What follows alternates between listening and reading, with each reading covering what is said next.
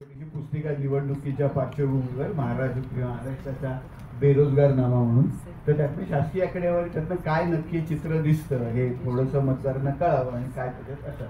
तर हे जे टेबल आहे, पहिल्यांदा आपण बेरोजगारीचा दर बघू. ही जी आकडेवारी आपण बघतो ही काय आकडेवारी, तर आपल्याकडे जो पिरियॉडिक लेबर फोर्स सर्वे होतो, पिरियॉडिक लेबर फोर्स सर्वे मध्ये लेबर फोर्स पार्टिसिपेशन रेट असा असतो.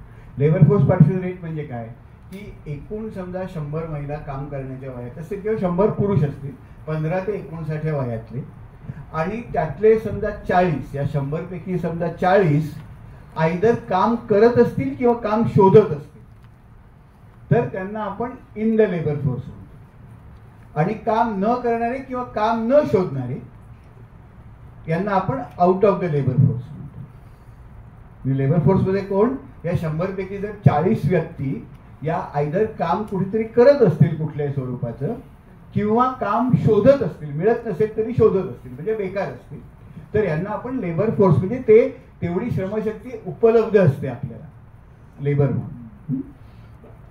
इथे जेव्हा आकडेवारी बघतो तेव्हा हे दोन्ही पुरुषांचे कॉलम, शहरी पुरुष आणि ग्रामीण पुरुष असं आहे. आपल्याला दिसतं की पुरुषांमध्ये 70-75% साधारण 77% व्यक्ती या श्रमशक्तीत लेबर म्हणून उपलब्ध असतात. अर्बन स्त्रियांमध्ये जर बघितलं तर हे प्रमाण फक्त 28%, 28.5%. हे वाढलं आहे, म्हणजे 18-19 मध्ये 21% होतं, त्याचं 28% झालेलं आहे. ग्रामीण स्त्रियांमध्ये हे प्रमाण जास्त होतं तुलनेने शहरी, पण तरी आता ते 44% आलेलं. म्हणजे आपल्या ग्रामीण भागामध्ये साधारण 100 स्त्रियांपैकी 44% स्त्रिया या श्रमशक्ती म्हणून आपण ज्याला SNA सिस्टम मध्ये वर्क म्हणतो त्याला उपलब्ध आहे. हा महत्वाचा लक्षात घेतला पाहिजे, स्त्रियांचं पण आणि शहरी स्त्रियांचं पण.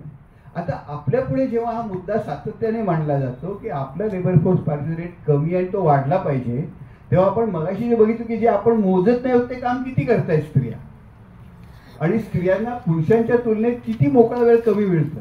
या बॅकग्राऊंड मध्ये आपण असंही म्हणतोय की आता हे जे लेबर मार्केट मधलं काम आहे हे सुद्धा स्त्रियांनी वाढवावं. हे कितपत फिजिबल आहे हे मला माहीत नाही, आणि बऱ्याच वेळा म्हणून जी चर्चा होते की स्त्रियांचा लेबर फोर्स पार्टिसिपेशन रेट वाढला पाहिजे, तर माझं असं म्हणणं आहे की ते नक्की काय करतात हे आपण आधी समजून घेऊया. त्यांचा तो वाढवणे खरंच फिजिबल आहे का? कारण होतंय काय की हा जो रेट वाढलाय ना, हा काही आनंदाने स्त्रियांना उत्तम कामं मिळतात म्हणून वाढत नाहीये. हा जर नीट आकडेवारी आपण बघितली तर हा डिस्ट्रेसमुळे वाढलेला आहे. म्हणजे उदाहरणार्थ, कारण रोजगार कमी आहे, जी कामं स्त्रिया करतायत त्यात पुरेसा रोजगार मिळत नाहीये, तर चांगल्या दर्जाचा रोजगार नाहीये, पण परिस्थितीच्या रेट्यामुळे या स्त्रियांना ही कामं करायला लागतात. म्हणजे ह्यातल्या बऱ्याचशा स्त्रिया उदाहरणार्थ शहरी ग्रामीण भागातल्या स्त्रिया या एकतर शेतमजूर आहेत किंवा अनपेड फॅमिली वर्कर्स आहेत. ते आपण सगळं स्ट्रक्चर बघूया.